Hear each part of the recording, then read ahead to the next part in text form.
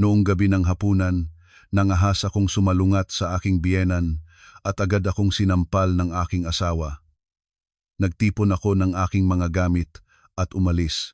Pagkaalis ko sa pintuan, ginawa ko ang isang bagay na nagpahalo ng malaking kaguluhan sa buong pamilya ng aking asawa. Ang mapanirang suntok mula sa taong dati kong kababakan na ibinigay sa gitna ng isang handaang pampamilya ay hindi lamang nagbasag ng 2 kong tadyang, kundi winasak din ng tuluyan ang 3 taon ng mapanghamak na pagtitiis bilang isang manugang na babae. Hawak ang masakit kong dibdib at nararamdaman ang lasa ng dugo sa aking nabasag na labi ni isang mahinang luha ay hindi ko ipinakita. Tahimik kong tinipon ang 5 pinakamahalagang bagay, mapait na ngumiti at may pagmamalaking itinagilid ko ang aking maleta palabas ng isinumpang pintaang iyon. Prasi 15 minuto pa lamang, ang tunog ng sirena ng pulis ay pumutok sa katahimikan ng gabi at kumalat sa buong bakuran ng aming condominium complex.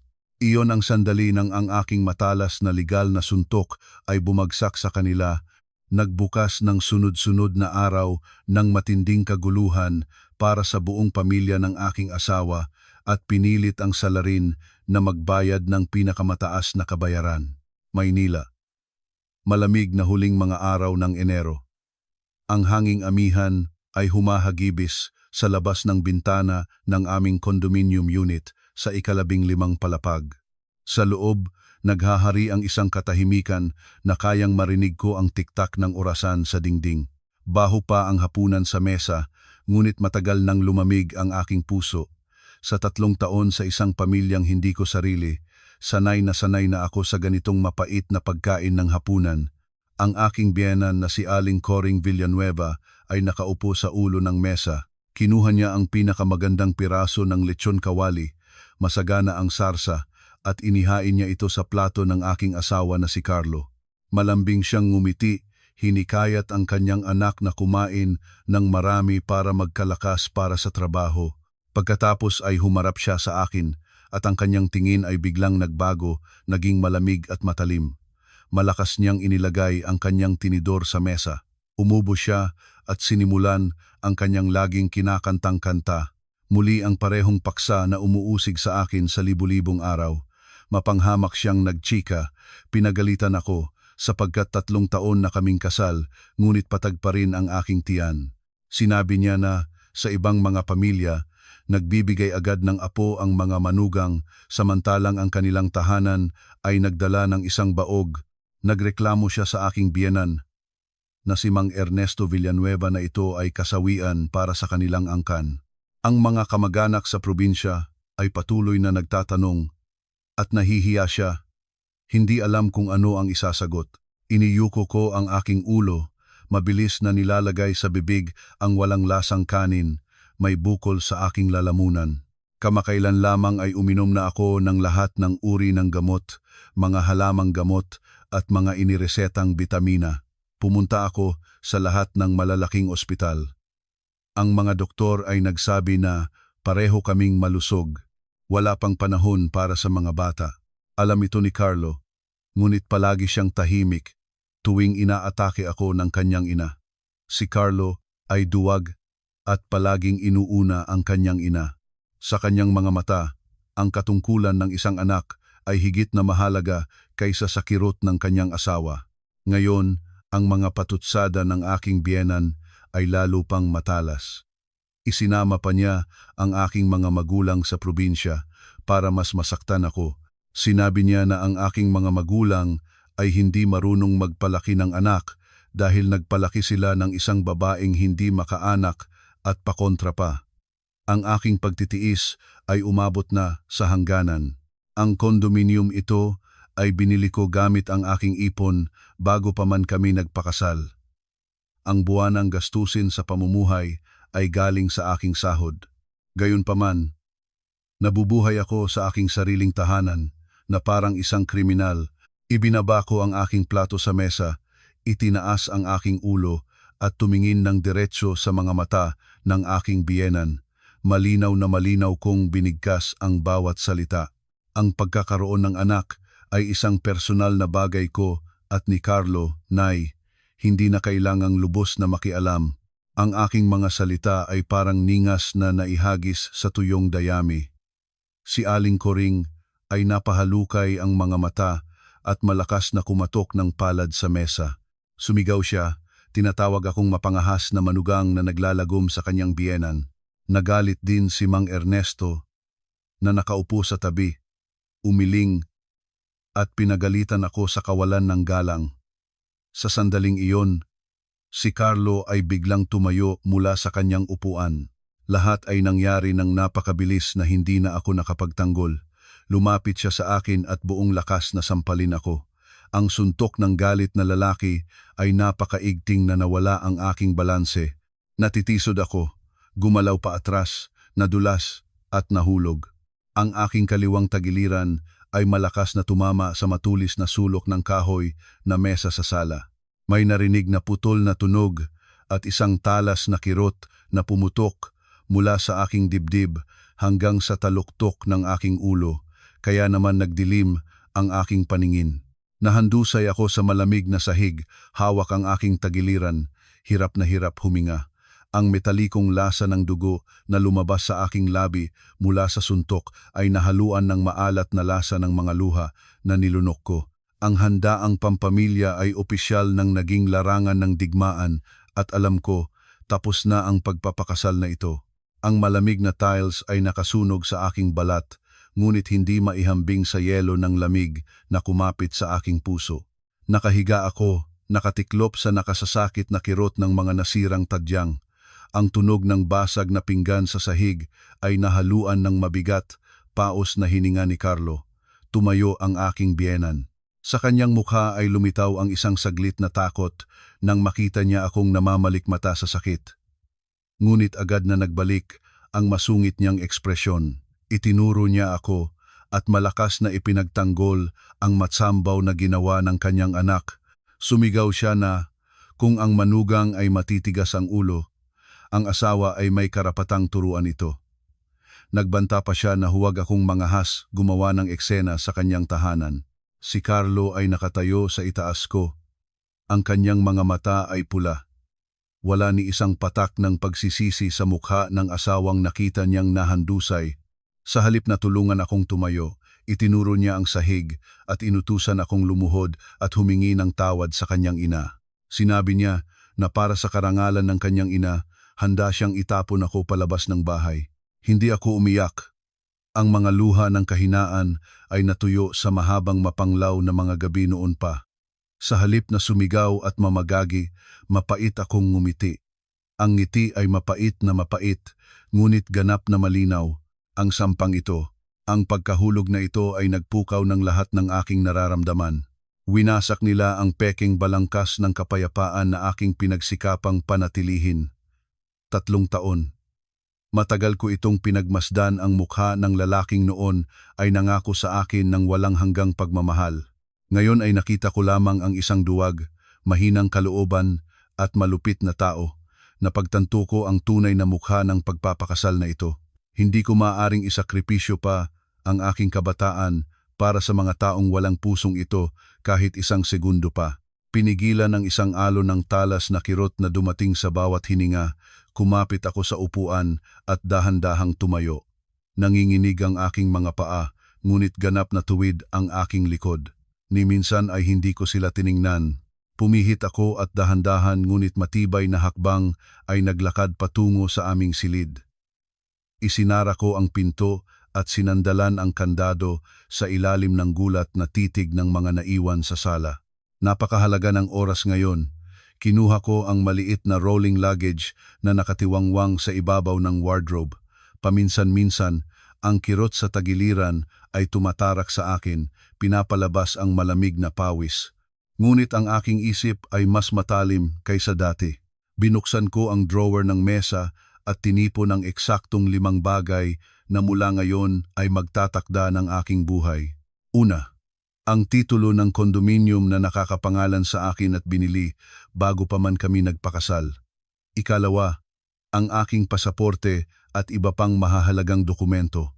Ikatlo, Ang isang kulay pilak na USB drive kung saan nakaimbak ang lahat ng larawan at video mula sa kamera sa sala na nagpakita ng mga pagkakataon noong nakaraang mga buwan nang si Carlo ay nagsasabog ng pinggan, nagtutulak at nagpabagsak sa akin sa sahig.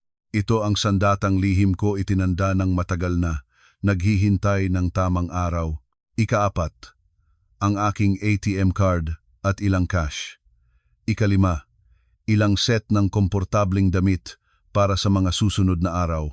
Sinara ko ang maleta at suot ang aking makapal na jacket.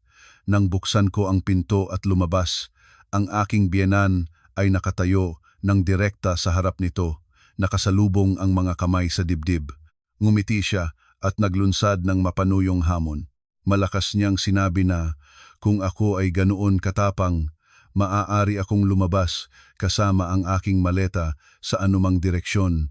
At kung lumabas na ako sa tahanan na iyon, huwag na akong mangahas bumalik at mga tuwang sa kanya na papasukin muli. Si Carlo ay nakaupo sa sofa, nakalingon na may yelo ng kawalan ng malasakit sa kanyang mukha. Sa huli ay pinagmamasdan ko sila.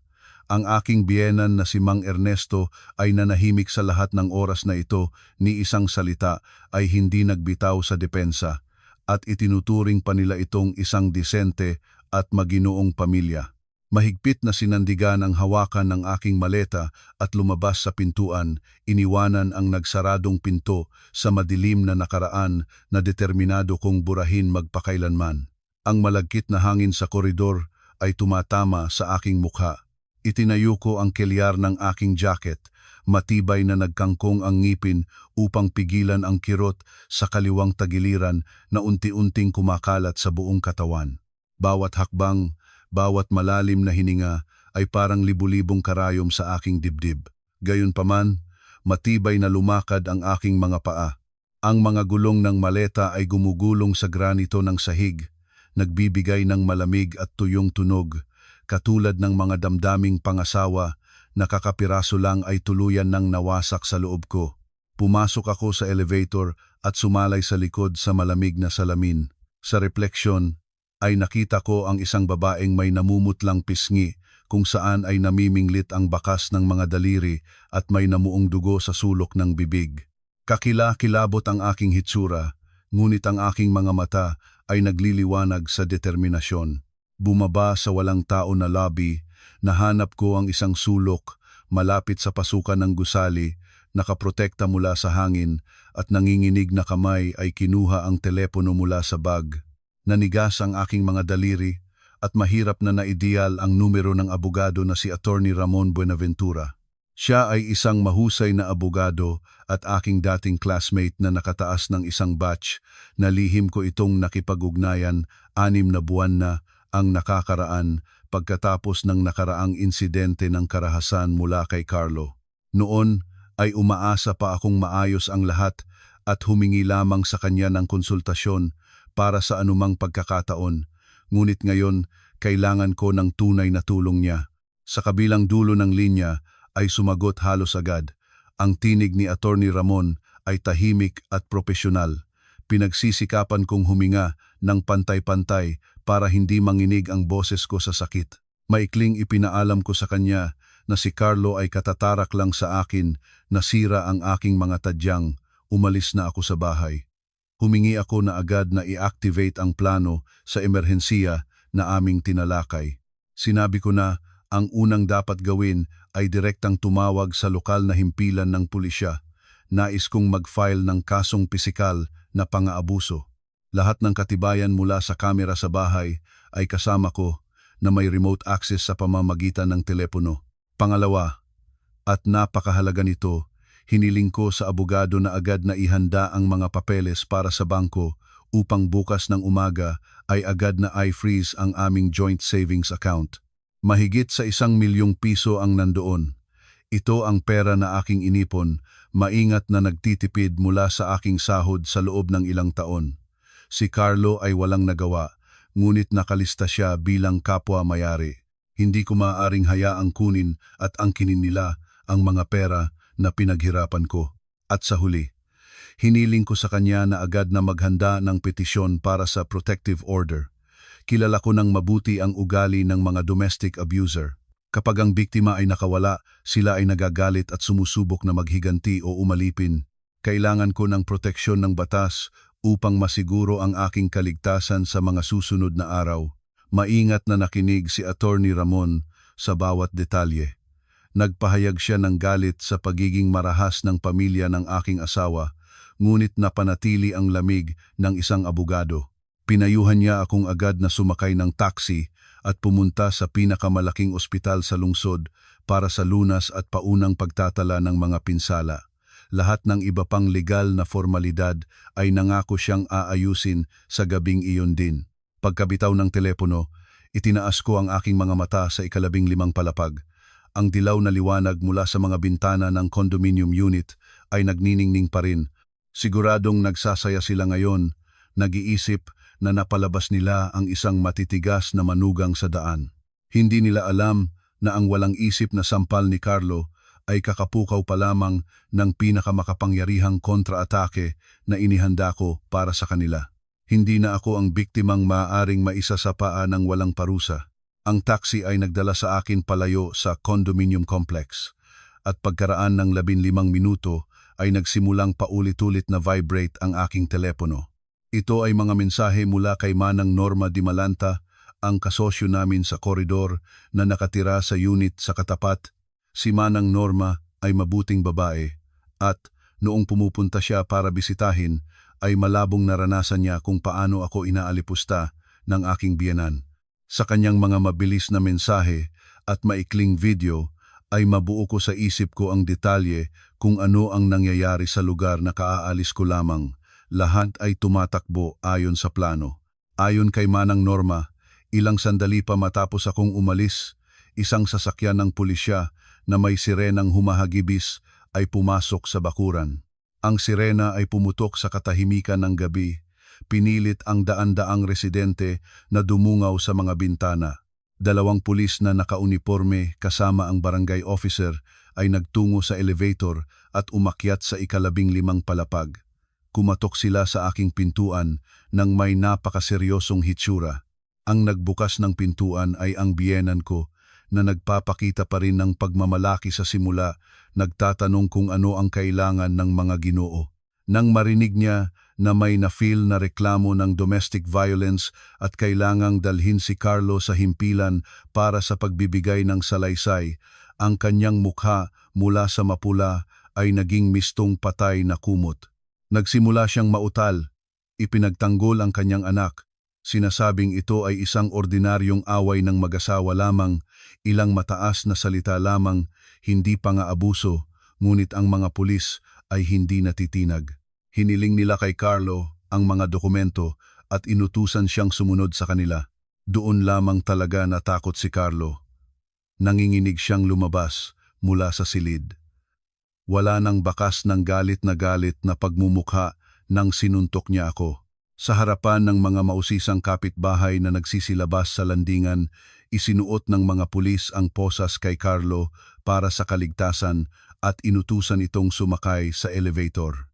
Nang makita ng kanyang biyenan na si Aling Coring na ang kanyang minamahal na anak ay dinadala ng nakaposas tulad ng isang kriminal, ganap siyang nawalan ng kontrol. Ang lahat ng peking kagandahang loob na maingat niyang pinagtibay ay naalis. Tumakbo siya sa koridor, bumagsak sa sahig at nagsimulang kumagulong umiyak at magtangis. Kumakatok siya sa mga pinto ng mga kapitbahay, isinusumpa ang kapalaran at tinatawag akong mapagpahamak na manugang na nagpakulong sa asawa, ngunit tanging mga malamig na titig at nagbubukas na mga pinto ang kanyang natanggap bilang tugon. Alam ng lahat ang matigas na ugali ni Aling Coring at kung paano niya tinrato ako. Ang nangyayari ay napakabiglaan at napakahiyang nangyari, kaya si Mang Ernesto, ang aking biyenan, ay hindi na nakayanan ang pagkabigla. Mayroon na siyang mga problema sa puso at presyon ng dugo at hawak ang kanyang dibdib na handusay siya ng tuwid sa sala. Salamat kay Manang Norma at sa ilang mga kapitbahay na tumawag ng ambulansya, nahatid siya pababa at agad na dinala sa ospital. Nakaupo sa likod ng taxi patungo sa ospital, binabasa ko ang mga mensaheng ito nang walang kahit kaunting habag. Wala pang 1 oras, Pagkatapos ng mapaminsalang sampang iyon, ang pamilyang lubhang ipinagmamalaki ang kanilang mga tradisyon, karangalan at reputasyon ay ganap na gumuho. Ang kanilang kasalukuyang kaguluhan ay ang presyo ng mga taon ng pagpapabaya sa kasamaan, ng walang pusong paghahamak ng dignidad ng ibang tao. Humingi ako sa driver ng taxi na huminto sa harapan ng emergency room ng pangunahing ospital sa lungsod. Sa emergency room ng gabi ay laging maraming tao, amoy antiseptiko at palaging nagtatagumpay ang mga sirena ng ambulansya. Itinihaya ko ang maleta sa sulok, sumalay sa dingding para makapanatiling nakatayo. Ang kirot sa tagiliran ay lalong lumakas. Bawat magaang na ubo ay parang saksak ng kutsilyo sa dibdib. Lumapit sa akin ang nag-aalaga na nurse nang makita ang aking namumutlang mukha at namuong dugo sa mga labi. Ipinaliwanag ko na bumagsak ako, tumama ang aking tagiliran sa isang matigas na bagay at nahihirapan akong huminga. Mabilis na inilabas ng nurse ang wheelchair, tinulungan akong umupo at dinala ako ng direkta sa trauma room. Ang duty doctor ay isang matandang lalaki na may tahimik at seryosong tingin. Maingat niyang itinayo ang aking damit para masuri. Nang hawakan niya ang mamamagang kulay pula na balat sa aking kaliwang tagiliran, hindi ko napigilan ang ungol. Agad na inutusan ng doktor na magpa-x-ray at ultrasound ng tiyan upang suriin ang posibleng panloob na pinsala. Ang panahon ng paghihintay ng mga resulta ay naging pinakamalungkot.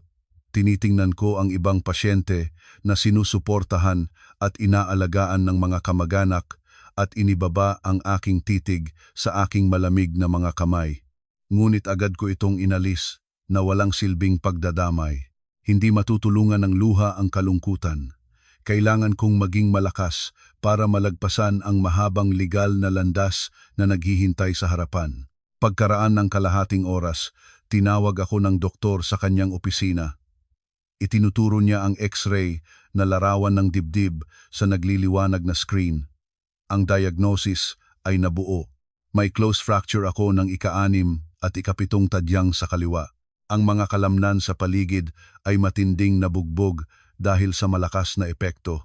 Sa kabutihang palad, ang mga nasirang tadyang ay hindi bumasag sa pleura, ngunit kinakailangan ng bandasye, pampakilig na gamot, at ganap na pahinga sa loob nang hindi bababa sa 1 buwan. Umupo ang doktor sa mesa at kinuha ang ballpen para punan ang medical chart. Itinaas niya sa akin ang isang may pag-unawang tingin at marahang nagtanong tungkol sa dahilan ng pinsala. Nagtanong siya kung nabangga ako o nahulog sa hagdan.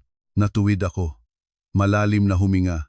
Itinatapon ng kahihiyan na madalas nararamdaman ng mga biktima ng karahasan. Malamig at tiyak na sumagot ako. Hiniling ko sa doktor na malinaw na itala sa dahilan ng pinsala bilang resulta ng pag-aabuso ng asawa na nagtulak sa akin sa kahoy na mesa. Saglit na natigilan ang doktor, ngunit pagkatapos ay nakiisa ng may pag-unawa. Maingat niyang sinulat ito sa medical chart ng malinaw at nababasang sulat, bawat titik na isinulat ng doktor ay walang katumbas na halaga para sa akin. Ang medical certificate na may selyo ng ospital kung saan ay itim sa puti ang nakatala na domestic violence ang dahilan ay magiging bakal na katibayan, ang pinakamatatag na legal na pundasyon para sa mediko-legal na eksaminasyon. Nag-isip si Carlo na sa likod ng mga saradong pintuan ay maaari siyang gumawa ng kahit anong nais niya at walang makakaalam, ngunit nagkamali siya. Ilalabas ko sa liwanag ang lahat ng kanyang mga krimen at paiiyak ko siya sa harap ng batas para sa lahat ng pisikal at emosyonal na sakit na idinulot niya sa akin.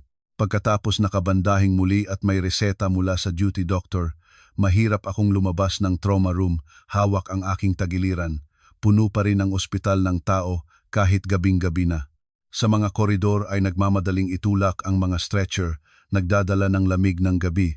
Balak ko sana na makarating sa pangunahing pasukan para kumuha ng taxi papunta sa hotel, ngunit tila ang kapalaran ay desididong subukin muli ang aking lakas. Habang dinadaan ang waiting area ng cardiology department, natigilan ako. Sa pamamagitan ng salamin na pinto ay nakita ko ang isang pamilyar na tanawin. Ang aking biyenan na si Mang Ernesto ay nakahiga sa kama ng ospital na may IV drip sa kamay. Maputla ang kanyang mukha, nakasarang ang mga mata. Sa tabi niya, yumuyuko sa gilid ng kama, nakaupo ang aking biyenan na si Aling Coring. Magulong-magulo ang kanyang buhok, bukas ang kanyang jacket. Wala na ni bakas ang mapagmataas na hitsura nang pinagalitan niya ako sa hapunan ilang oras na ang nakakaraan. Itinaas ni Aling Coring ang kanyang ulo at ang kanyang tingin ay nagkataong nagsalide sa akin. Agad niyang puno ng dugo ang mga mata. Tumayo siya, binuksan ang pinto at dumaluhong sa akin tulad ng mandaragit sa biktima. Nagmadali siyang manakit tulad ng ginawa ng kanyang anak. Nagngangalit siyang sinalita, isinusumpa ako, tinatawag akong walang swerteng nilalang, masamang manugang na gustong mamatay ang buong pamilya ng asawa. Ngunit hindi na ako ang mapagpairang manugang na tahimik na nagtitiis ng kahihiyan. Humakbang ako ng isang hakbang paatras, ang aking tingin ay malamig tulad ng kutsilyo, nagtanim ang aking walangawang tingin sa kanyang mukha. Ang aking walangawang tingin ay nagpatigil sa kanyang kamay sa hangin. Binigkas ko ang bawat salita ng malinaw at tiyak para maunawaan niya ang kasalukuyang katayuan. Sinabi ko sa kanya na ang joint bank account ko at ni Carlo ay naka-pre-freeze na sa utos ng aking abogado. Lahat ng transaksyon sa pag-withdraw ng pera sa aming 1 milyong pisong savings account ay agad na nasuspinde. Ito ay pera na aking pinaghirapan. Siya at ang kanyang anak ay hindi makakakuha ng kahit 1 sentimo. Ang mukha ni Aling Coring mula sa mapula ay naging mistong patay na kumot. Ibinuka niya ang bibig, nanginig ang kanyang mga kamay at kumapit sa door frame, ngunit hindi ako huminto. Ibinuhos ko sa kanyang mga ilusyon ang isa pang timba ng malamig na tubig. Hinilingan siya at si Mang Ernesto na magpack ng kanilang mga gamit at lumipat mula sa 15 palapag na kondominium sa loob ng 1 linggo. Ang kondominium na iyon ay nakarehistro sa aking pangalan bago pa man kami nagpakasal. Ito ang aking premarital property, protektado ng batas. Hindi ko pahihintulutan ang mga taong nangaabuso sa akin na magpatuloy na walang alalahanin na mamuhay sa tahanan na aking binili. Sa wakas ay pinaalalahanan ko si Aling Coring ang halos 300,000 pisong lihim niyang hiniram sa akin sa loob ng 2 taon sa pag-aalaga ng mga kamag-anak sa probinsya, ngunit ni 1 sentimo ay hindi ibinalik. Malinaw kong ipinaliwanag na lahat ng mensahe at resibo ng transfer ay napanatili ko bilang katibayan. Kung siyang mangahas na muli gumamit ng lakas o manira ng aking karangalan, magfa-file ako ng kaso laban sa kanya sa korte para sa estafa. Pagkasabi niyan, pumihit ako at lumayo. Iniwanan si Aling Coring na nakatayo na parang poste sa gitna ng koridor ng ospital na may malawak na mga mata na puno ng gulat at takot. Halos nakalabas na ako kasama ang maleta sa salamin na pinto ng ospital nang tumunog ang telepono sa bag. Ito ay si Attorney Ramon. Itim na itim ang kalangitan sa gabi. Ang hanging amihan ay humahagibis pa rin. Nahanap ko ang 1 libreng bangko sa ilalim ng canopy, maingat na naupo para hindi mabanggit ang sugat at sinagot ang tawag. Napakaseryoso ng boses ni Attorney Ramon. Ibinalita niya sa akin ang isang nakagugulat na balita. Si Carlo ay nadetini sa himpilan ng pulisya para sa pagbibigay ng salaysay. Ngunit ang kanyang pamilya ay nagmamadaling naghahanap ng mga gwarantor para makuha siya sa recognizance. Ang pinakakarumal-dumal ay ginamit ni Carlo ang dahilang buntis ang kanyang asawa at kailangan ng pag-aalaga ng asawa para lumikha ng simpatiya at awa mula sa investigasyon. Nang marinig ko ang salitang buntis, umugong ang aking tenga. Isang lamig ng yelo ang dumaan sa aking likod at ang kamay na humahawak ng telepono ay nanginig. Ang mga alaala mula sa ilang araw na ang nakakaraan ay bumuhos ng nakakaengganyo ng linaw. Noon ay nakaramdam ako ng kakaiba, naduduwala at may naantala. Bumili ako ng pregnancy test at ginamit ito sa maagang umaga. Nagpakita ang test ng 2 mahina pang linya. Ang puso ng isang babaeng 3 taong nangangarap maging ina ay nagwaging nagpagalak. Maingat kong binalot ang test sa tissue at itinatapon sa pinakailalim ng basurahan sa banyo. Nagdesisyon na sa katapusan ng linggo ay pupunta sa ospital para sa ultrasound na kumpirmasyon at pagkatapos lamang sasabihin sa asawa. Ngunit ang mapanusisang si Aling Coring, sa kanyang masulsulin at mapaghanap na ugali, ay naghalughal sa basurahan at nahanap ang test na iyon. Nag-isip ako na baka hindi niya naunawaang ito o kung naunawaan niya, ang kanyang pakikitungo sa akin ay magbabago para sa mabuti. Ngunit lubhang nagkamali ako. Ang katotohanang nahayag sa pamamagitan ng mga salita ng abogado ay nagpapatunay ng isang kakilakilabot na bagay. Lihim na ipinaalam ito ng biyenan kay Carlo noon pa. Nangangahulugan ito na sa hapunan kanina nang tumalon si Carlo sa akin at sinuntok ako ng buong lakas na napabagsak sa mesa, ganap na siyang nakakaalam na ang kanyang asawa ay nagdadala ng kanyang anak. Alam ni Carlo na buntis ako at nagpatuloy pa rin siyang nananakit sa akin. Higit na pinahahalagahan niya ang peking karangalan ng kanyang malupit na ina kaysa sa buhay ng kanyang hindi pa naipanganak na anak at kaligtasan ng kanyang asawa. Ang katotohanang ito ay napakasakit na tila masisabog ang aking dibdib. Mahigpit na niyakap ko ang aking tiyan at mainit na mga luha ay bumagtas sa aking mamaga at masakit na mga pisngi. Umiyak ako hindi dahil sa bulok na pagpapakasal na ito, kundi dahil sa munting buhay sa loob ko. Pumili ito ng maling lugar para maging tao. Hindi maaring maipanganak siya sa isang pamilyang kung saan ang ama ay handang mananakit sa kanyang buntis na asawa. Hindi siya maaaring lumaki sa ilalim ng pag-aalaga ng napakamasamang lola. Pinunasan ko ang mga luha, nagkangkong ang ngipin, pinipigilan ang kalungkutang sumisikwat. Sa madilim na gabing ito, gumawa ako ng isang masakit ngunit matatag na desisyon.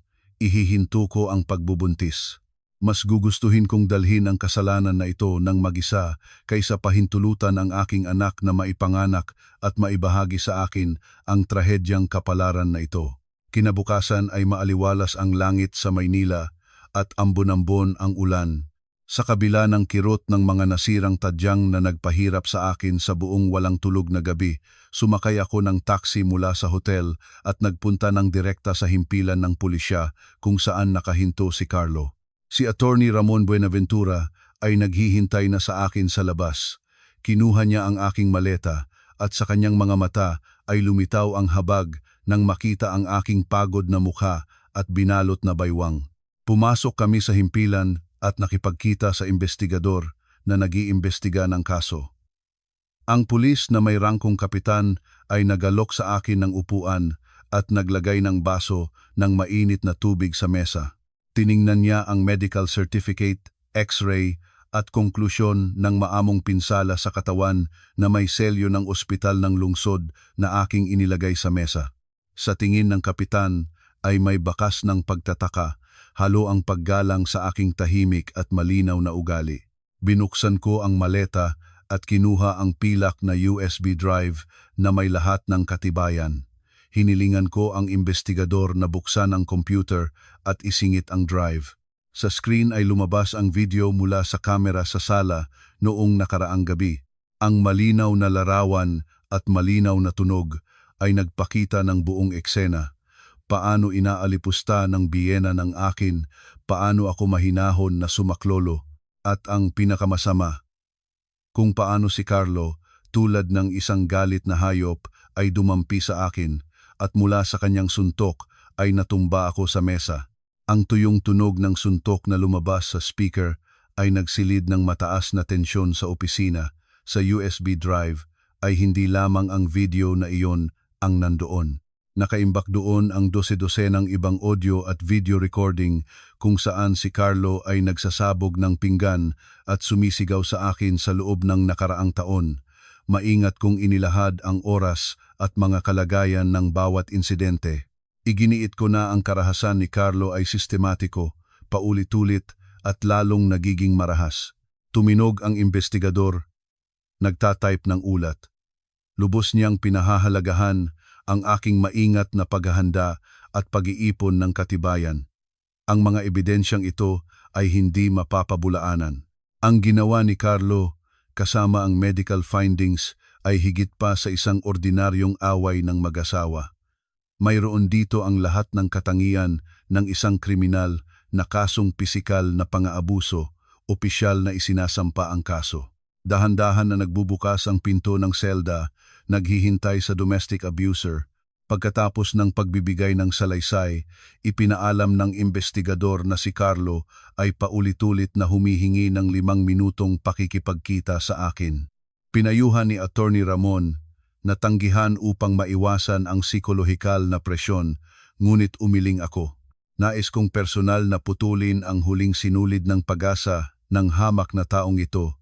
Pumasok ako sa maliit na visitation room. Si Carlo ay nakaupo sa kahoy na upuan sa sulok, kinakabog ang mga kamay. Malayo siya sa hitsura ng kumpiyansang lalaki sa negosyong suot. Ngayon ay kaawa-awa siya. May haba ng balbas at may takot na mga mata. Pagkakita sa akin, tumayo siya at pagkatapos ay bumagsak sa kanyang mga tuhod sa malamig na sahig at tinatakpan ang mukha ng mga kamay, umiyak ng malakas. Nagsimula ang pamilyar na palabas ng pagsisisi. Pinagbintangan niya ang presyon sa trabaho, alak, isang sandaling pagputok ng galit kung kailan ay daw gustong pagpigilan siya't ang kanyang ina. Nangako siyang magbabago. Mananaog sila. Ibibigay sa akin ang kanyang buong sahod. Namagagi siya sa ngalan ng 3 taon ng kasal, nabawiin ko ang reklamo at iligtas siya sa kulungan at pagkawala ng trabaho. Nakatayo ako. Nakatiklop ang mga kamay sa dibdib at tinitingnan ang kanyang pagganap ng may yelo ng kawalan ng malasakit tulad ng sa isang estranyer. Ibinunyag ko ang kanyang karumal-dumal na pagpapanggap. Direkta ko siyang tinanong kung alam niya mula sa kanyang ina na buntis ako. Natigilan si Carlo. Natigil sa lalamunan ang kanyang pagiyak. Nagtatakbo ang kanyang mga mata. Iniiwasan ang aking matalas na tulad ng kutsilyo na tingin. Ang ekspresyon ng mukha ay mas magsasalita kaysa anumang sagot. Malalim akong huminga at tiyak na inihayag ang desisyong nagpahilo kay Carlo. Sinabi ko sa kanya na bukas ay pipirmahan ko ang pahintulot na ihinto ang pagbubuntis. Ang batang ito ay hindi na isisilaw. Nang marinig iyon, nawala ang peking pagsisisi ni Carlo. Namutla ang kanyang mga mata. Namamaga ang mga ugat sa kanyang leeg. Itinuro niya ako at nagsimulang magmura. Tinatawag akong malupit na babae, malamig na dugo na mamamatay na handa itong patayin ang sariling anak upang maghiganti sa asawa. Ang kanyang makagangster at makasariling ugali ay muling lumitaw. Hindi ako natinag sa kanyang galit. Humakbang ako ng isang hakbang palapit at inilapat ang aking binugbog na mukha sa kanya. Malamig na sumagot ako. Bawat salita ko ay bumabakas tulad ng talim. Sinabi ko na ang kanyang malupit na sampal kagabi ay pumatay na sa batang iyon. Ang taong alam na buntis ang kanyang asawa at nagpatuloy pa ring manakit sa kanya ay magpakailanman nawalan ng karapatang maging ama. Pagkasabi niyon, pumihit ako at lumabas. Hindi na lumingon sa sirang, sumisigaw sa kawalan ng tao sa likod ko. Paglabas mula sa himpilan ng pulisya, dinala ako ni Attorney Ramon sa isang mataas na kalidad na residential complex sa kabilang panig ng ilog, malayo sa aking tahanan. Gamit ang kanyang mga koneksyon, tinulungan niya akong maupahan ang isang ligtas na studio apartment sa loob ng 1 buwan. Dito ay may mapagkakatiwalaang sistema ng seguridad na may multi-level na card access at 24 na oras na guwardiya na tinitiyak na walang sinuman mula sa pamilya ng asawa ang makakarating sa akin o makakaalipin. Itininagilid ko ang maleta sa bagong apartment. Sa loob ay malinis, tahimik at maaliwalas. Ang interior ay gumagamit ng may init na mga kulay na kahoy. Sinandalan ko ang lahat ng kandado at bumagsak sa malambot na sofa sa sala. Ngayon lamang, nag-iisa sa katahimikan, ang aking huwad na katapangan ay nawala. Ang kirot ng mga nasirang tadyang ay bumalik ng may bagong lakas. Pinapaluhod ako at pinapabigat ang aking paghinga. Sarili kong pinakuluan ng tubig at uminom ng pampakilig na gamot ayon sa inireseta ng doktor. Inalis ko ang makapal na jacket at nakatayo sa harap ng salamin sa banyo, sariling naglagay ng gamot sa mga pasa sa pisngi at mga labi. Tinitingnan ang aking pagod na refleksyon, hindi na ako umiyak. Sa unang gabi sa bagong lugar, ang aking katawan ay sugatan, ngunit ang kaluluwa ay nakaramdam ng kakaibang magaang na kalayaan. Ang nakakasilaw na kapaligiran, mga patutsada, mga lihis na tingin, lahat ito ay naiwan na sa likod. Bandang gabi, tumunog ang telepono. Ito ay ang aking boss. Tiyak na nakarinig siya ng mga tsismis tungkol sa eskandalo sa aking pamilya. Mainit at mapagmahal ang kanyang boses. Hindi siya nakialam sa aking personal na buhay at agad na pumunta sa punto. Sinabi niya na magpahinga ako at mabawi ang lakas. Ang kumpanya ay mag-a-aproba ng mahabang leave of absence na pinagsama ang sick leave para maayos ko ang lahat ng aking mga problema. Nagdagdag din siya na kung kailangan ko ng tulong sa medikal na gastos o paghanap ng mas mahusay na mga abogado, ang kumpanya at ang unyon ay palagi itong susuportahan sa akin. Ang pagkakataas loob sa trabaho kung saan ibinuhos ko ang aking lakas at talento ay minsan mas mainit at tapat kaysa sa mga peking ugnayan sa pamilya na katatapos ko lamang putulin. Ang mga salita ng suporta ng aking boss ay naging walang katumbas na pundasyon para sa akin, nagbibigay sa akin ng kumpiyansa para sa hinaharap na mahirap na legal na laban para sa katarungan. Ang ikalawang gabi sa ligtas na apartment ay dumaan sa matunog na katahimikan. Sa labas ay umuulan, malamig na patak ay bumabagsak sa salamin. Biglang bumaba ang temperatura sa labas. Ang hangin ng Maynila ay tila pumupugot sa balat. Kinuha ko ang telepono mula sa bedside table. 9:00 na ng gabi. Oras na para makipag-usap sa mga pinakamahal ko sa buhay. Binuksan ko ang video call app at tinawagan ang mga magulang sa probinsya. Pagkaraan ng ilang ring ay nagniwanag ang screen at lumitaw ang pagod ngunit mabait na mukha ng aking nanay. Sa likod niya ay ang pamilyar na 3 kwartong bahay na may bubong na yero sa probinsyong kinalakihan ko sa walang hanggang pagmamahal. Ang nanay, nang makita ako, ay malawak ng umiti, ngunit agad na nagatubili ang ngiti. Ang liwanag mula sa screen ay nagpinta ng aking mukha, nagpakita ng mamaga at asul na pisngi at nasugatan na labi. Ang aking ama, nakaupo sa mesa sa likod, ay nagmadaling lumapat din sa screen. Bilog ng pagtataka ang mga mata ng dating militar. Malakas na kumatok ang ama ng kamao sa mesa. Ang boses niya ay puno ng galit at sakit. "Sino ang nangahas, manampal sa aking anak?" tanong niya. Nagsimulang mabilis na punasan ng nanay ang mga luha sa sulok ng kanyang tapis. Walang tigil na nagtatanong, "Nasaan ka? Masakit ba? Paano nangyari ito?" Nang makita ang mga luha ng mga magulang, bumagsak ang pader ng katapangang itinayo ko sa nakaraang 2 araw. Umiyak ako. Sa unang pagkakataon mula nang matumba ako ni Carlo, pinayagan ko ang aking sarili na mahina. Bumagsak ang mga luha ng malakas, nasusunog ang mga sugat sa mukha. Mahirap na ikinuwento ko sa mga magulang ang lahat, mula sa pang-aabuso ng biyenan sa hapunan hanggang sa suntok ni Carlo na sumira ng aking mga tadyang at kung paano ko tinawagan ang pulisya. Pagkarinig, namula ang ama. Nagngangalit siya at nagpahayag na agad siyang magbibiyahe papunta sa Maynila kasama ang mga kapatid niya sa gabing iyon. Sinabi niya na pupunta siya ng direkta kina Mang Ernesto at Aling Coring para makipag-usap at humingi ng katarungan upang makita kung gaano kalayo naligaw ang pamilyang ito na nangahas manakit sa ibang anak hanggang sa magkabali. Nagpahayag ang ama na kahit hindi sila mayaman, hindi nila hahayaang mga buso sa kanilang anak tulad ng sa isang hayop. Naiintindihan ang galit ng ama. Ito ang instinct ng pagprotekta.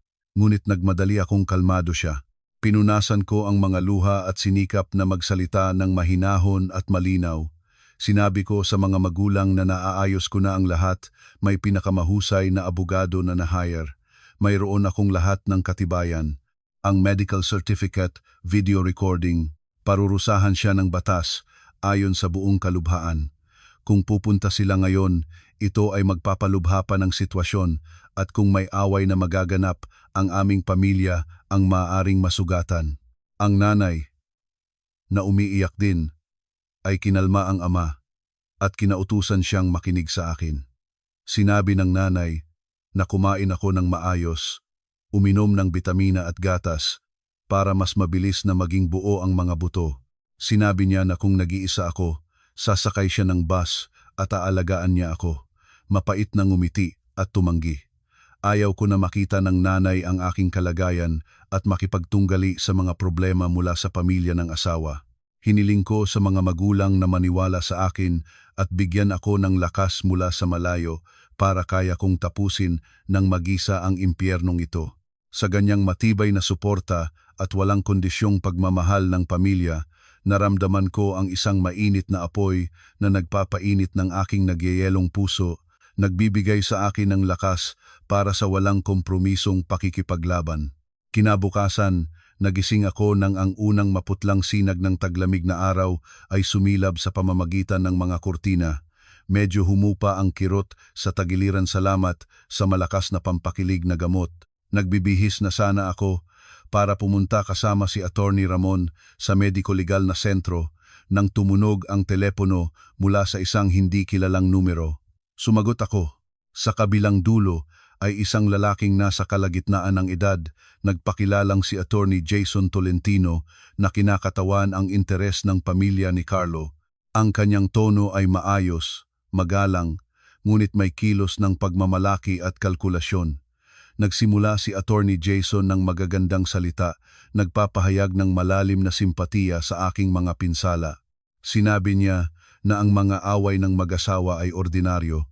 Si Carlo ay sandaling nawalan lamang ng kontrol at sa ugali niya ay mapagmahal na asawa. Nagsimula siya ng psikolohikal na atake. Pinayuhan niya akong isipin ang 3 taon ng kasal, ang reputasyon ng magkabilang pamilya at ayusin ang usapin ng mapayapa. Gumawa si Attorney Jason ng napakatuksuhang alok. Sinabi niya, handa ang pamilya ni Mang Ernesto at Aling Coring na bayaran ang lahat ng iyong medikal na gastos kasama ang kompensasyon ng moral na pinsala na 300,000 piso na cash agad. Kapalit nito, pipirmahan ka lamang ng pahayag ng rekonsilyasyon at bababalik ang kriminal na reklamo para manatiling malinis si Carlo sa harap ng batas. Tahimik akong nakaupo sa sofa, nakikinig sa maayos na kasinungalingan na ito at nasusuka ako. Nag-iisip sila na sa 300,000 piso ay mabibili nila ang aking dignidad, kalusugan at pagpapahalaga sa sarili. Nag-iisip sila na ang isang sampal na sumira ng aking mga tadyang at mga taon ng emosyonal na pang-aabuso ay mabubura lamang ng isang tumpok ng pera. Malalim akong huminga at tiyak na tinanggihan ang lahat ng kanyang matamis na panghihikayat. Direkta kong sinabi sa abogadong iyon na ang batas ay hindi isang palengke kung saan maaaring makipagtuos ang kanyang pamilya. Tinatanggihan ko ang anumang anyo ng rekonsilyasyon at kompensasyon kapalit ng aking reklamo. Ipinahayag ko na ang aking nag-iisang layunin ay dalhin ang kaso sa kriminal na hukuman at paiiyak ang salarin sa nararapat na parusa para sa kanyang pabangis na gawa. Ibinunyag ko rin ang kanilang balak at binalaan si Attorney Jason na huwag nang gumastos ng oras sa mga tawag. Lahat ng negosasyon ay sa pamamagitan lamang ng aking abogado na si Attorney Ramon Buenaventura. Pagkabitaw ng telepono, sinuot ko ang aking makapal na jacket at lumabas. Si Attorney Ramon ay naghihintay na sa ibaba. Nagpunta kami sa mediko-legal na sentro para sa opisyal na pamamaraan. Napaka-propesyonal ng eksaminasyon. Sinuri ng mga eksperto ang lahat ng medikal na dokumento, sinukat ang mga pasa, maingat na tiningnan ang x-ray ng mga nasirang tadyang. Sa opisina ay malamig at amoy alkohol. Matiyagang sinunod ko ang lahat ng kahilingan ng mga doktor. Ang resulta ay handa na noong tanghali at ganap na naaayon sa mga hula ni Attorney Ramon. Ang antas ng pinsala sa aking kalusugan ay tinahak bilang matindi, ganap na sumasaklaw sa kriminal na probisyon. Ang konklusyong ito ay naging mapagpasyang suntok, isang direktang tiket para sa pagbubukas ng kriminal na kaso laban kay Carlo. Lahat ng pagtatangkang makipag-areglo, lahat ng hamak na psikolohikal na pakana ng pamilya ng asawa ay nawasak sa pamamagitan ng hindi mapapabulaanang siyentipikong katibayan. Sa simula ng linggo ay nagdesisyon akong pumunta sa opisina para i-turn over ang mga trabaho bago ang opisyal na bakasyon. Kahit pinayuhan ako ng boss na magpahinga, responsable ang aking ugali at ayaw ko na mapahirapan ang mga kasamahan. Nagsuot ako ng maluwag na sweatshirt na may mataas na kwelyo para magtakip ng bandahe at face mask para matakpan ang kalahati ng mamaga kong mukha. 15 minuto pa lamang ako nakaupo sa aking desk nang tumunog ang intercom. Takot na takot ang tinig ng batang babae sa reception. Ipinaalam na isang matandang babae na nagpakilalang aking biyenan kasama ang isang lalaki sa suit ay gumagawa ng eskandalo sa ibaba. Hinihingi nilang makapasok sa aming departamento. Agad kong naunawaan na si Aling Coring at ang kanyang tuso na abogado ay hindi sumusuko. Mahinahon ko itong sinabi sa batang babae na pigilin ng guwardiya sila sa lobby. Mismong bababa ako. Nang bumukas ang mga pinto ng elevator, nakita ko ang isang kasuklam-suklam na palabas. Nakaupo si Aling Coring sa sofa sa lobby at nagtatangis ng maluha-luha. Sa paligid niya ay nagtitipon ang mga guwardiya at ilang empleyado. Nang makita niya ako, agad siyang nagpalakad ng boses. Nagsimula siyang sumigaw, ginagampanan ang papel ng kawawa namang biyenan na inaaabuso ng manugang. Sumisigaw siya na walang utang na loob ang aking pagganap, inaalipusta ko ang mga matanda. Nagsimula siyang gumawa ng kwentong sadya akong nahulog para iakusa si Carlo, ipakulong siya at agawin ang lahat ng ari-arian. Tragikong humiyaw siya na walang pusong iniwan ko ang bata para maghiganti, inalis ang karapatan ni Carlo bilang ama at sa kanila ang kanilang apo. Ang abogado sa tabi niya ay patuloy na tumango, sinuportahan ang mapangahas na kasinungalingan. Sa paligid ay nagsimulang may bulungan. Ang ilan, hindi alam ang katotohanan, ay tumingin sa akin ng may pagdududa. Kung noo pa sana ay lumubog na ako sa kahihiyan. Ngunit ang Maria noon ay namatay na pagkatapos ng mapaminsalang sampang iyon. Dahan-dahan, nang may ganap na pagpipigil sa sarili, lumapit ako kay Aling Coring. Hindi na ako nagpaliwanag o sumigaw. Binuksan ko ang bag at kinuha ang dokumentong may mga selyo mula sa pulisya at mediko-legal na buro. Itinayo ko ito sa harap ng mukha ni Aling Coring at ng kanyang abogado. Sa malakas, malinaw na boses na kumapal sa buong lobby, inihayag ko ang katotohanan. Ipinaalam ko na ito ang konklusyon ng mga pinsalang dulot ng kanyang anak. Binalaan ko siya na ang pagdating niya sa aking trabaho, pagpapakalat ng mga maling tsismis at paglapastangan ng aking karangalan ay isang kriminal na gawa, panlalait at paghamak. Agad ko ring kinuha ang telepono at hiniling sa guwardiya na ibigay sa akin ang recording mula sa surveillance cameras para ilakip sa bagong reklamo sa pulisya. Nang marinig ang mga salitang reklamo at pulisya, ang mga peking luha ni Aling Coring ay huminto. Inabuloy siya ng galit. Namutla ang kanyang mukha. Nagbago rin ang ekspresyon ni Attorney Jason at hinatak siya sa manggas, may bumubulong. Nang maunawaan na hindi epektibo ang pagbabanta at nag-aabang sila ng mga bagong akusasyon, si Aling Coring ay pahiyaw na tumayo. Nagbuhos siya sa akin ng puno ng puot na tingin at kasama ang abogado ay mabilis na lumabas at umalis. Nagpasalamat ako sa mga guwardiya at tahimik na pumasok sa elevator, iniwanan sa likod ang mga nagugulat na titig ng mga kasamahan. Muling nabigo ang kanilang pagtatangkang psikolohikal na atake. Nang Huwebes ng umaga, makulimlim pa rin ang kalangitan.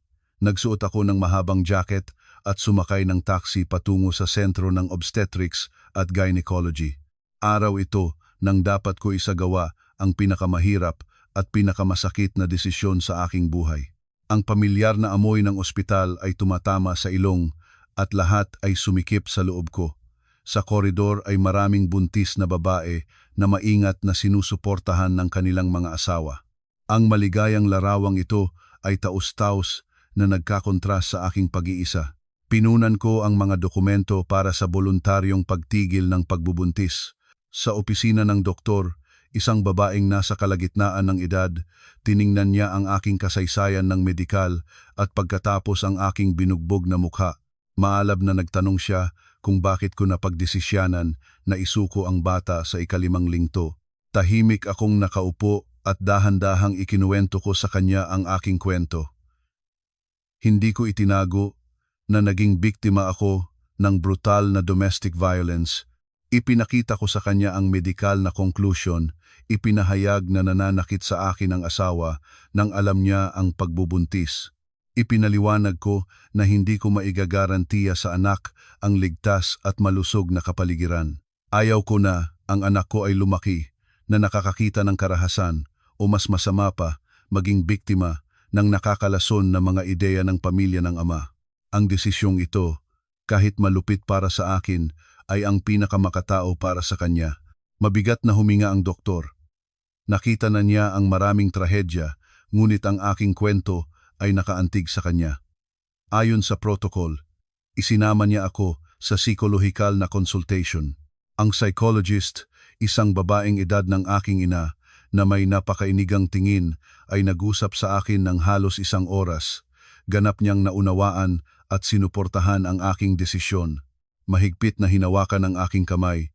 Sinabi niya na ang kaligtasan ng ina ang pinakamataas na prioridad. Ang pag-uutos sa isang babae na manganak sa ilalim ng karahasan at banta ng buhay ay isang krimen. Ang simpatiya ng mga doktor ay bahagyang nagpagaan ng aking sakit sa puso. Bumalik ako sa gynecologist. Sa mesa ay nakalatag ang consent form, isang pirma, at magpakailanman mawawala ang isang bahagi ko na 3 taon kong hinintay. Ipinikit ko ang mga mata, naisip ang munting nilalang, nag-iisip ako ng kapatawaran. Patawad, anak, na hindi ko napili para sa iyo ang isang mabuting ama. Inilalabas kita upang hindi ka magdusa sa madilim na mundong ito tulad ko, lumipad sa mapayapang lugar. Ibinuka ko ang mga mata. Nawala ang lahat ng pag-aalangan. Tiyak na pinirmahan ang aking pangalan. Ang malamig na pirmang ito ay nagsara ng pinakamasakit na kabanata ng aking buhay at nagbukas ng landas patungo sa isang bago at malakas na pagbabago. Pagkatapos ng pamamaraan, ilang oras akong nagpahinga sa silid ng ospital at pagkatapos ay umuwi. Ang aking katawan ay pagod na pagod. Ang kirot sa tagiliran at post-operative na kirot ay nagpapaging imposible ang bawat hakbang. Pumasok ako sa isang tahimik na cafe para uminom ng mainit na salabat. Nakaupo sa sulok, biglang narinig ko ang tunog ng tungkod. Itinaas ko ang aking mga mata at tibok ng puso ay lumaktaw. Pumasok sa cafe ang aking biyenan na si Mang Ernesto. 10 taon ang gulang niya sa loob ng ilang araw. Naging puti ang kanyang buhok. Naghihinang ang kanyang mukha. Nakatungo siya sa tungkod. Tila sinundan niya ako. Ang kanyang titig ay nahanap ang akin at dahan-dahang lumapit sa aking mesa. Naupo siya sa katapat. Wala na sa kanya ang dating kahambugan. Nagsimula siyang mamagagi sa akin. Tinatawag akong anak. Umiyak siya, humingi ng tawad para sa asawa at anak, at pagkatapos ay pumunta sa pangunahing paksa. Nilukob ang kanyang kulubot na mga kamay at nagsimulang manimagsam sa akin na panatilihin ang bata. Sinabi niyang ito ang kanilang nag-iisang pag-asa, ang kanilang dugo. Nangako siya na paiiyakin si Aling Coring na pampublikong humingi ng tawad, gagawin pa niyang i-transfer sa akin ang kanilang bahay sa probinsya kung manganganak ako at bababalik ko ang reklamo laban kay Carlo. Kumuha ako ng higop ng mainit na salabat. Tumingin ako ng direkta sa kanyang matanda, puno ng pag-asa na mga mata. Ang boses ko ay pantay at malamig, wala ni isang emosyon. Sinabi ko sa kanya na napakatagal na niyang dumating. Malinaw ko itong ipinaalam na ngayong umaga ay naisagawa na ang pamamaraan, wala ng bata, tulad ng kidlat. Ibinaba ni Mang Ernesto ang kanyang mga kamay sa mesa, bumagsak ang tungkod ng malakas. Ang kanyang mukha ay naging walang kulay ng dugo. Tumingin siya sa akin ng may takot. Hindi ko siya pinayapa.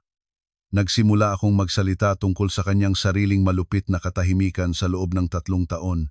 Pinaalalahanan ko siya ng walang bilang na mga hapunan kung kailan inaalipusta ako ng kanyang asawa at nagsasabog ng pinggan ang kanyang anak.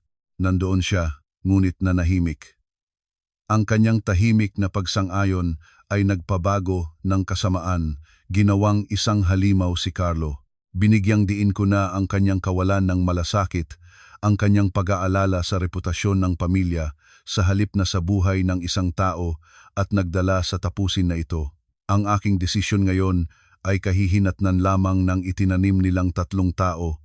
Nang marinig ang makatwirang mga paratang na ito, nawala si Mang Ernesto, tinabunan ng mga kamay ang kanyang mukha at humikbi. Ang mga luha ng pagsisisi ay bumagsak sa mesa, ngunit ang kanyang kalungkutan ay wala ng kabuluhan na. Pagkatapos ng pagbabalik mula sa ospital, nagsara ako sa apartment at nagpapalakas. Nag-isip ako na pagkatapos ng ganitong kahihiyan, magtatago ang pamilya ni Carlo habang naghihintay ng korte. Ngunit hindi ko inakala ang katusuhan ng aking biyenan nang napagtantong wala ng pera at panghihikayat na makuha ang reklamo ko, nagsagawa sila ng pinakahamak na atake sa aking reputasyon. Isang tahimik na umaga, ang aking pinsan ay nagpadala sa akin ng link papunta sa isang post sa isang malaking grupo sa Facebook. Sa pangunahing larawan ay ang aming kasal na litrato ni Carlo at ako. Ang post ay isinulat mula sa pangalan ni Marjorie, ang pinsan ni Carlo. Ang headline ay sumisigaw, "Pahayag ng katotohanan. Ang ahas sa balat ng tupa." Sa mahabang teksto, ginampanan ni Marjorie ang papel ng kapatid na nababahala sa kanyang mabuting kapatid na binigyan ng frame ng asawa. Gumawa siya ng kwentong pinagmamalaki ko ang pera at inaalipusta ko ang biyenan. At ang pinakamasama na paratang ay ang pagsasabi na sadya raw akong nahulog sa mesa para maisisi si Carlo sa pang-aabuso, ipakulong siya at agawin ang lahat ng ari-arian. At ang pinakamalupit ay ibinahagi niya na malamig akong gumawa ng abortion para maghiganti, inalis ang karapatang ni Carlo bilang ama at sa kanila ang kanilang apo. Sa ilalim ng direksyon ni Aling Coring, ang post ay pinalamutian ng mga emosyonal na detalye. Kumalat ito sa network ng napakabilis. Libu-libong tao, hindi alam ang katotohanan, nagsimulang magpahirap sa akin sa mga komento, tinatawag nilang walang puso, diablo sa laman. Ang ilan ay nahanap pa ang aking personal na profile at sumulat ng mga banta. Habang binabasa ito, naramdaman ko ang sakit at galit na humihigpit sa akin. Hindi ko mapaniwalaang ang mga taong nakisama sa aking mesa ay maaaring ganoon kahamak na itaas ang lahat. Agad na tumawag si Attorney Ramon. Pinakiusapan niya akong huwag basahin o sumagot. Sinabi niyang anumang pagpapaliwanag ay walang kabuluhan ngayon. Nagmungkahi siya na ipatunay ang post sa harap ng notaryo at mag-file ng reklamo sa Cybercrime Division para sa panlalait. Hiniling niya na maghintay sa korte, ngunit hindi ako pumayag. 3 taon, akong nanahimik. Ngayon hindi na ako titigil. Sinabi ko sa abogado na tanggapin ko ang laban, papatayin ko ang apoy ng kasinungalingang ito sa liwanag ng katotohanan. Binuksan ko ang laptop. Ang kirot sa tagiliran ay tila nawala, nagbigay daan sa malamig na determinasyon. Gusto nilang puksain ako sa pamamagitan ng internet.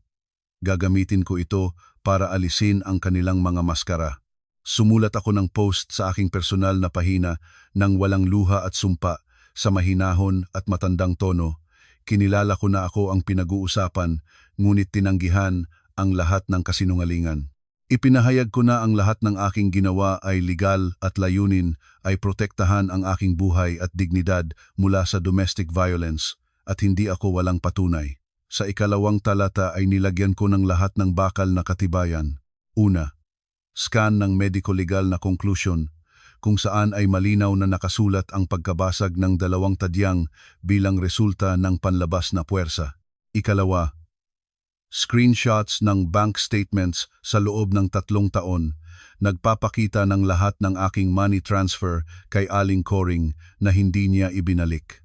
Sinisira nito ang kasinungalingan na naghahanap ako ng kanilang pera, at ang panghuling suntok, inilabas ko ang buong walang hiwalay na video mula sa kamera sa sala.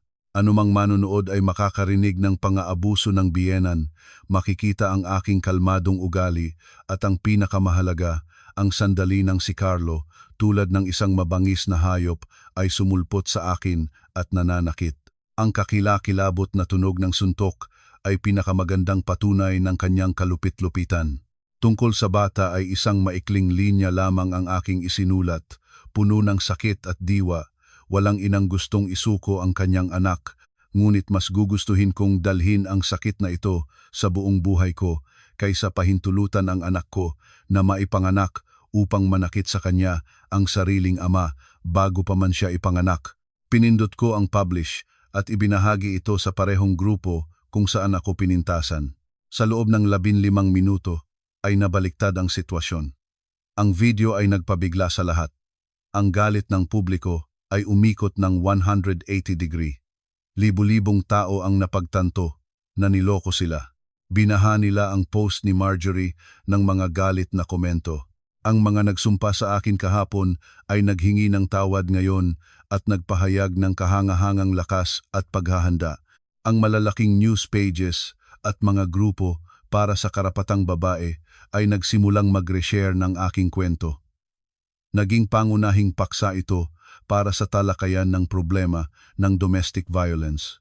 Ang presyon ng lipunan ay napakaigting na si Marjorie ay nahiyang nagbura ng kanyang post at sinara ang kanyang profile, ngunit mas malala pang mga kahihinatnan ang naghihintay kay Carlo. Tumawag ang aking boss. Ang kumpanya kung saan nagtatrabaho si Carlo ay malaki at nagpapahalaga sa kanilang reputasyon.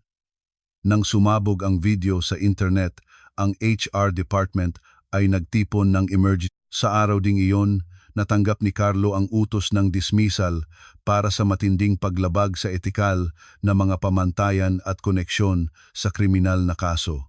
Ang aking matalas na kontraatake ay ganap na winasak ang lahat ng kanilang sinungaling na kuta.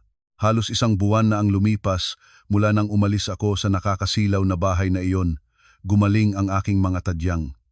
Ang paglilitis laban kay Carlo ay itakda sa susunod na linggo. Ayon kay Attorney Ramon, si Carlo ay nasa recognizance dahil ang kanyang ama ay nakakuha ng pera para sa bail. Isang malamig na gabi ng taglamig, pumunta ako sa supermarket. Sa pagitan ng mga rack ay biglang naramdaman ko ang matinding tingin ng isang tao sa akin. Lumingon ako. 3 metro mula sa akin, sa tabi ng istante ng mura na pansit, nakatayo si Carlo. Halos hindi ko siya nakilala. Kakilakilabot ang kanyang hitsura. Ang dating malinis na gupit ay naging mahabang marumi na buhok. Naghihinang ang mukha, puno ng balbas. Ang suit ay kulubot at nakasabit sa payat na katawan. Sa kanyang mga mata ay wala ng dating pagmamalaki, puro takot at kaawa-awang pagmamagsam. Nang makita niyang tinitingnan ko siya, nagmadali siyang lumapit at humadlang sa aking daan, paos, at nanginig ang boses niya nang tawagin niya akong asawa. Mapagpakumbabang na magagi ng tawad ng direkta sa gitna ng tindahan. Nagreklamo na nawala sa kanya ang lahat. Trabaho, mga kaibigan, respeto ng mga kamag-anak. Sinabi niya na ang kanyang mga magulang ay naabala sa kahihiyan. Nangako siyang ibibigay sa akin ang lahat ng 300,000 pisong ipon o alis siya ng walang dala. Basta bawi ko lang ang reklamo, sinabi niya na kung mapupunta siya sa kulungan, tapos na ang kanyang buhay. Nakatayo ako ng tuwid, nakasalubong ang mga kamay sa dibdib. Sa aking puso ay walang habag o pagmamalaki, puro paghamak sa isang taong hindi marunong sumagot para sa kanyang mga ginawa. Tiningnan ko siya sa mga mata at mapait na ngumiti.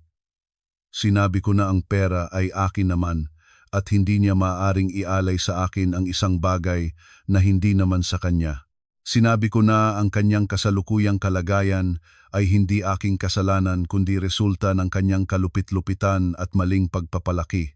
Ang karma ay nandito at ang kanyang pinagdadaanan ngayon ay isang maliit na bahagi lamang ng sakit na idinulot niya sa akin at sa aming hindi pa naipanganak na anak. Sa wakas ay matibay na sinabi ko, walang rekonsilyasyon. Magkita-kita tayo sa korte sa susunod na Miyerkules. Pagkasabi niyon, nilaktawan ko siya at nagpatuloy na lumakad, iniwanan ang duwag na nakatayo sa gitna ng supermarket na may ekspresyon ng ganap na kawalan ng pag-asa sa mukha. Nang Miyerkules ng umaga, ang kalangitan sa Maynila ay nagulat na maging malinaw. Nagsuot ako ng matining na itim na pantalon suit, magaan na makeup at mataas na ulo na pumasok sa gusali ng hukuman. Sa tabi ko ay si Attorney Ramon. Sa courtroom ay naghahari ang marangal na katahimikan. Nakaupo ako sa bangko ng nagrereklamo. Sa katapat, sa sulok ay nagipon ang pamilya ni Carlo. Si Mang Ernesto ay nakatungo sa tungkod at umuubo. Kulay lupa ang kanyang mukha. Si Aling Coring ay nakabalot ng panyoleto at hindi na naglakas loob na itaas ang mga mata. Si Carlo ay nakatayo sa harap ng korte, nanginginig, sumasagot sa mga tanong. Ang pagkakaiba ng isang matibay, malaya at babaeng naghahanap ng katarungan at ng sirang, dating mapagmataas na pamilya ay nagsasalita na ng mag-isa. Ang abogado ni Carlo ay nagsisikap na magbigay ng mga nagpapalubag na kalagayan, kawalan ng nakaraang kasalanan, magagandang rekomendasyon mula sa trabaho, kontribusyon ng pamilya, na magagi siyang bigyan si Carlo ng probational sentence, ngunit si Attorney Ramon ay agad at tiyak na tumutol. Nagpresenta siya ng katibayan na sistematiko ang karahasan. Ang apogee ay ang panakit sa isang buntis na babae. Ang katibayan ay hindi mapapabulaanan. Pagkatapos ng deliberasyon, binasa ng hukom ang hatol. Ang kanyang boses ay mahigpit. Kinokondena ang domestic violence, isinasaalang-alang ang kalupit-lupitan ng krimen at seryosong kahihinatnan para sa kalusugan at kalagayan ng pag-iisip ng biktima. Ang korte ay hinatulang si Carlo ng 6 na buwang pagkakabilanggo. Sa sibil na bahagi ng korte, tinanggap ang lahat ng aking kahilingan, agad na diborsyo. Ang kondominium ay nanatiling pag-aari ko. Ang 1 milyong pisong savings account ay kinikilala ring akin. Bukod pa riyan, dapat bayaran ni Carlo ang lahat ng medikal na gastos at moral na pinsala. Ang hagupit ng pukpukan ng hukom ay naglagay ng punto sa usapin. Sa courtroom ay umiyak ng malakas si Aling Coring. Ibinaba ni Mang Ernesto ang ulo sa tungkod. Ang mga opisyal ng korte ay nagsuot ng posas kay Carlo. Bago lumabas, lumingon siya at tumingin sa akin nang may walang hanggang pagsisisi. Ngunit huli na ang lahat. Tumayo ako, inaayos ang jacket, kinakamay si Attorney Ramon. Hawak ang resolusyon ng korte, naramdaman ko ang napakalaking kaluwagan. Nangibabaw ang katarungan, naparusa ang kasamaan, nabawi ko ang aking kalayaan. Pagkaraan ng 3 araw, bumalik ako kasama ang mga opisyal ng korte at barangay officer sa aking kondominium. Ang pamilya ni Carlo ay nagtatimpon ng kanilang mga gamit para lumipat sa isang inupahang apartment. Nang pumasok ako, si Aling Coring ay kumukuha ng huli niyang bag. Hindi na siya nangahas, manginsulto sa akin. Ang kanyang tingin ay puno ng takot. Ang mukha niya ay tumanda at naghihinang. Tinitingnan ang 2 matandang umaalis sa kanilang mainit na tahanan. Hindi ako nakaramdam ng habag. Anong itutubo? Iyon ang aanihin. Ang kanilang kasamaan at pagpapabaya sa kasamaan ay sumira sa kanilang sariling pamilya. Nang masara ang pinto, nag-iisa akong natira sa walang tao na sala. Bawat sulok ng tahanan na ito ay nagpapaalaala sa akin ng 3 taon ng kahihiyan. Napagtanto ko na hindi na ako makabubuhay dito. Nagdesisyon akong linisin ang lahat, ipak ang aking mga gamit at ipagawa sa isang kaibigan na real estate agent ang pagbebenta ng kondominium sa magandang presyo para maputol ang lahat ng koneksyon sa lungsod na ito. Sa parehong oras, bumukas ang isang bagong pintuan para sa akin. Ang pamunuan ng kumpanya, pinahahalagahan ang aking katatagan at profesionalismo, nagalok sa akin ng promosyon bilang project manager na may paglilipat sa branch sa Cebu City na may malaking pagtaas ng sahod. Ni isang segundo ay hindi ako nagalinlangan at pinirmahan ang bagong kontrata. Ang magandang lungsod ng Cebu ay perpektong lugar para magsimulang muli mula sa simula. Sa araw ng pagalis, nagsuot ako ng maliwanag na dilaw na damit na may bulaklak na disenyo. Sa Naya Airport, nagpaalam ang aking mga magulang at mga malapit na kaibigan. Ang nanay ay umiyak, niyayakap ako at pinakiusapang magingat sa sarili. Ang ama ay may pagmamalaking ngumiti, nagagalak para sa kanyang malakas na anak. Pagkaraan ng check-in, nagtungo ako sa boarding gate. Umarangkada ang eroplano, iniangat ako sa ere. Nakaupo sa tabi ng bintana, tinitingnan ang lumalayong Maynila sa ibaba. Ang lungsod na ito ay nailibing ang aking kabataan at mga luha, ngunit siya rin ang nagpalakas sa akin. Sumandal ako sa upuan at ipinikit ang mga mata. Sa aking mga labi ay lumitaw ang magaan, tapat ng ngiti, ang pinakamasaya sa loob ng maraming taon. Ang mga sinag ng araw ay nagpapainit ng aking mukha. Isang bagong paglalakbay, isang bagong malaya, magiting at maliwanag na buhay ay naghihintay sa akin sa unahan. Handa na akong mamuhay ng ganap at masaya para lang sa aking sarili. Sa pagsasara ng kwentong ito ni Maria Santos na puno ng luha ngunit pati na rin ng dignidad, naiintindihan natin na ang bulag na pagtitiis ay hindi susi sa kaligayahang pampamilya, lalo na kapag tinatapakan na ang iyong dangal. Makatarungan ang buhay at ang kasamaan ay palaging may kabayaran. Ang kwentong ito ay isang panawagan sa lahat ng babae na maging malakas, malaya at palaging ipagtanggol ang kanilang sarili. Huwag matakot sa pagsasara ng mga bulok na pintuan.